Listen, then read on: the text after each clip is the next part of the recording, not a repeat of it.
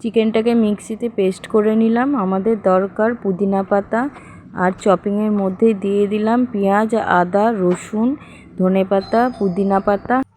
Chopping করা হয়ে গেল। তারপরে আমাদের কিছুটা চিজ গ্রেট করে রাখলাম।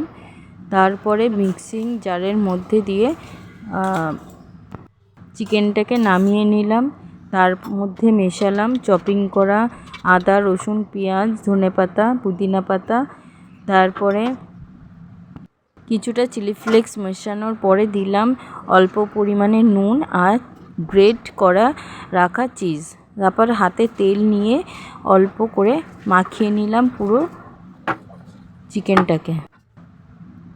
তারপরে মেয়োনিজ বাটির মধ্যে নিয়ে নিলাম। তারপরে সস দুটোকে একসাথে ভালো করে মিশিয়ে নিলাম। তারপরে আমাদের লেটুস পাতাটাকে ভালো করে ধুয়ে রেখেছিলাম, আর কিছুটা লেটুস পাতাকে আমি চপিং করে কেটে নিয়েছিলাম, সেটাকে আমি সস আর মেয়োনিজের মধ্যে মিশিয়ে নিলাম।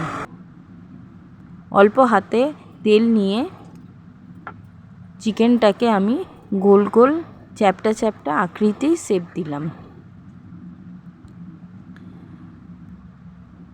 ঠিক এই রকম ফ্রাইং প্যানের মধ্যে আমি নিয়ে নিলাম কিছুটা পরিমাণে বাটার দিয়ে তারপরে এই বার্গার ব্রেডগুলোকে সেঁকে নিলাম। সেঁকা হয়ে যাওয়ার পর ওই তাওয়াতেই আমি বাটার দিয়ে চিকেনগুলোকে অল্প আঁচে ঢাকা দিয়ে দিয়ে সেঁকে নিলাম।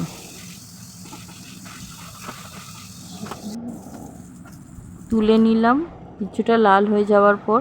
তারপরে স্প্রেড করা চিজ আমি লাগিয়ে নিলাম।